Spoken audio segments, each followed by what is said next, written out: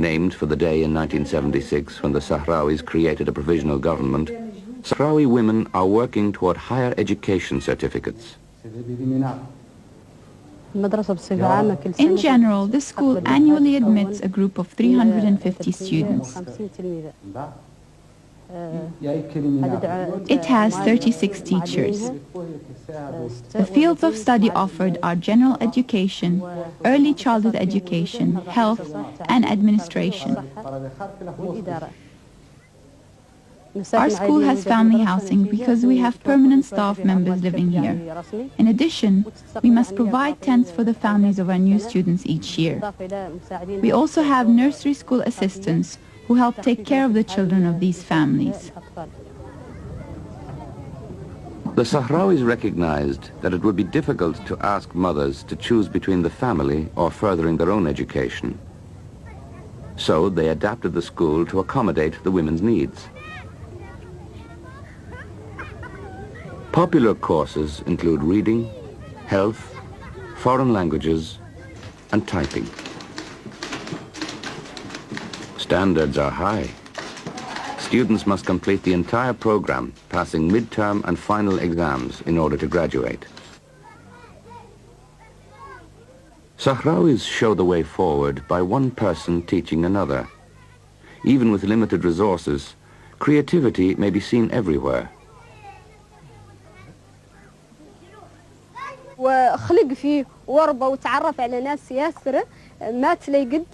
Each summer since 1982, Sahrawi college students have returned from abroad to give basic literacy training for the camp's adult population in need of remedial education. Classes are conducted in Arabic, inside tents in each community. The student teachers often incorporate their own research on Sahrawi culture into the lessons given. They take great pride in showing how to read and write Sahrawi poems that their students had known only by memory. Often the older women are learning to read and write for the first time.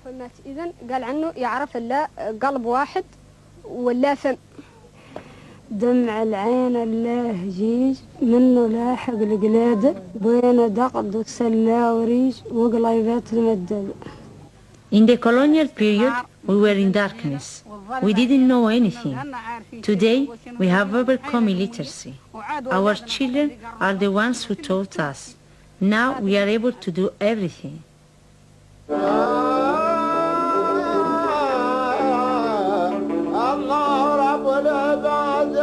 While many developing countries remain tied to foreign aid, the Sahrawis have opted for self-sufficiency. Today, they are meeting the most basic needs of housing, clothing, and food through local production.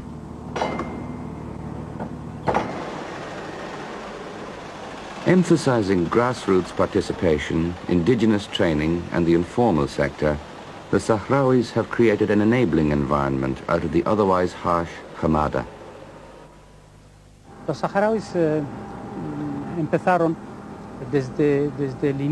From the beginning of their presence here as refugees, Sahrawis undertook a series of small development projects on an individual basis. Una serie de, digamos, desarrollo, una serie de proyectos, pequeños proyectos de desarrollo a nivel individual, si quieres, ha sido la iniciativa la que empujó, digamos, o convenció a que esto es posible, esto sea posible, o se ha demostrado que sea posible, y se ha logrado... Their initiatives proved to be viable projects, which were refined further on the local community level and then extended throughout the 4 wilayas or regions. The Sahrawis organized themselves even without supplies. Desde 1977. This chicken farm is a project born of necessity. Instead of caving into the harsh and adverse climate, Sahrawi women decided in 1977 to show the way forward by drawing on their traditional experience of raising chickens in Western Sahara.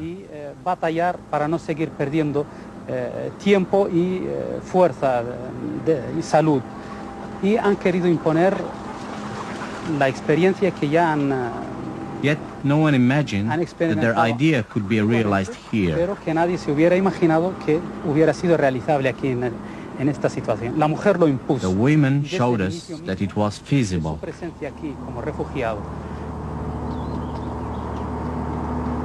Esta granja avícola tiene una capacidad This de chicken más de farm 100.000 has aves. 105,000 hens that lay 69,000 eggs per day. Alcanzamos In addition, after 21 days in the incubator hangar, 48,000 chicks are hatched. alcanza los 48.000 pollitos dentro de 21 días. The production of eggs and chicken provides a local source of protein for the entire refugee population. A toda la población. By channeling their energies, Sahrawis reduce their dependency on imported food. Self-help measures like this are precisely what have moved the Sahrawis from crisis to growth.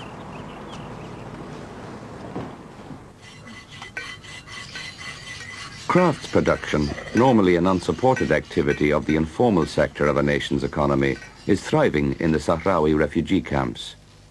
Individual artisans start off by making the odd piece in their spare time. Once they develop their skills, they can move on to the grassroots workshops offered in each community, where these necessary domestic goods can be made on a larger scale and then be returned for local consumption. These cottage industry workshops are oriented toward training more than output. For us, it is important that people have a conception of production, of the appropriate consumption of raw materials, and of the proper use of capital goods and time.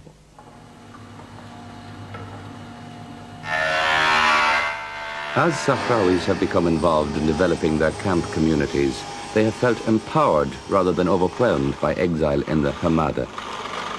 Today, their cottage industries are turning out furniture, shoes, clothing, and a variety of consumer goods used in the desert. By empowering themselves, the Sahrawis are creating their own enabling environment. In exile, they are producing goods and services that will help launch the economy of an independent Western Sahara. At present, however, the barren Hamada does not provide needed raw materials. Some European donors have stepped in, sending wood and fabric.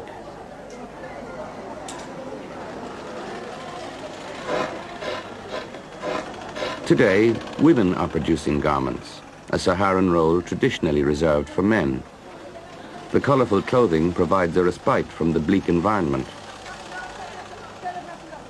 Here, too, used clothing can be cleaned, mended, and sorted for distribution.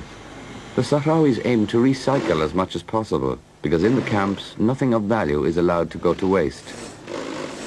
In the cottage industries, indigenous trainers can show other Sahrawis how to hone their sewing skills. In general, by encouraging individuals to show the way, the Sahrawi development strategy has produced a vibrant labor force. Now there is a generation of Sahrawis with advanced training who can teach others the skills necessary to become electricians and auto mechanics.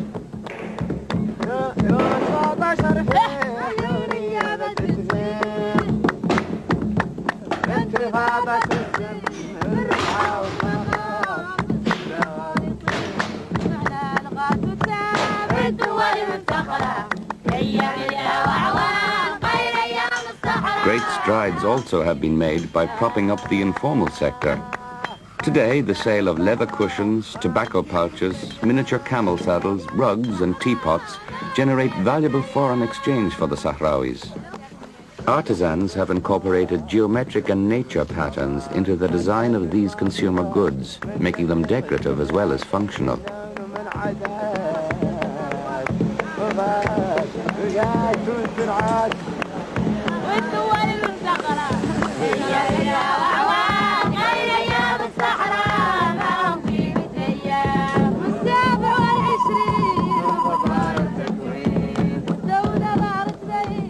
The thick carpets, displaying abstract desert streams, are as awe-inspiring as Turkish kilims.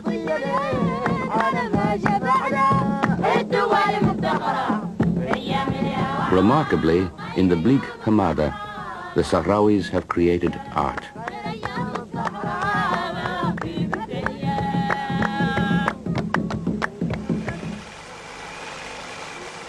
By enhancing even the vernacular, Sahrawis prevail over the harshness of their exile.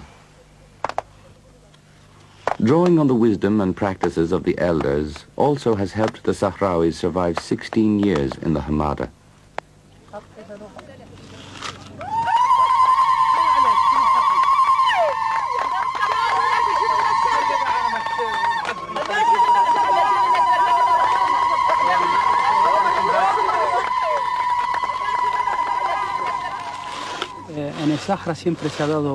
In the Sahara, a spirit of cooperation among people has been passed down from one generation to another. Twiza is an efficient system of creating and producing goods. Thanks to people helping one another, agriculture was undertaken. Raising livestock would not have been possible without this cooperation. Without Twiza, our khaymas or tents could not have been produced. My grandmother, for example, would have needed years to make her own tent if she had to do it herself. With the help of other women, however, she would complete her khayma in months. This is Twiza, which is so appreciated that it's done even now. Even a private sector is emerging in the camps, drawing on the experience of the Sahrawis, who for centuries have engaged in commerce across the Sahara. In the future, we want a free market economy that will be open to the world. Our geographic proximity to Europe and America should benefit us in this regard, as well as regards the environmentally sound development of our fisheries and phosphate resources, which, despite having been overexploited, remain vital to our economy.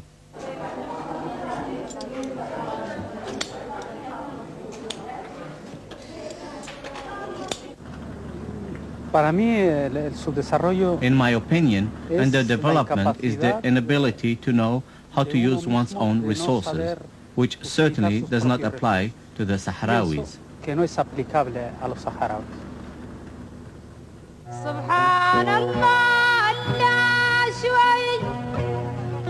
While nomads are held in contempt by most societies, in the Sahara they are respected by their people for practicing an art that is disappearing rapidly from the world.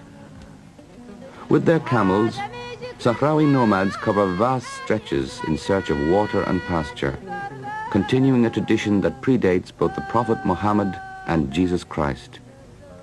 Today, some 250 nomadic families supply food and raw materials to Sahrawi refugees. These nomads also have succeeded in re-establishing impressive camel herds inside Western Sahara, yet another self-supporting Sahrawi initiative. During the 1960s, the Sahrawi people were in the homeland. With the camels, goats and caravans, they traveled in order to exchange goods and to bring some of their food supplies from neighboring countries. But they were living in their homeland. In the 1970s, the frontiers with Mauritania, Algeria and Morocco were all but closed, and the animals suffered from drought. All these conditions were an enormous pressure on Sahrawi nomads. 16 years later, this nomad camp is bustling with activity. Sahrawi women have gathered to prepare the morning's milk. Locally cured goat skins serve as their desert churns.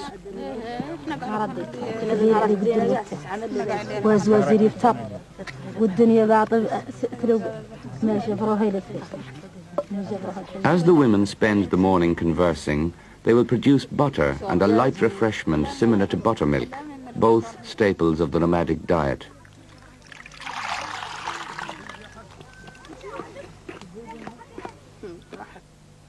Before the oppressive midday heat sets in, the nomads will gather pods, twigs and gum arabic from acacia trees, with which they make medicines, set dyes and cure goat skins.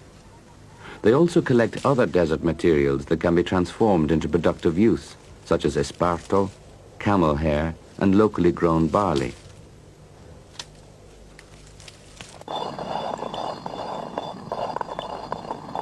While at camp, the nomads will have time to take stock of their few belongings. If a water bag shows signs of a slow leak, it will be mended. Knots are added and repairs are made to the cords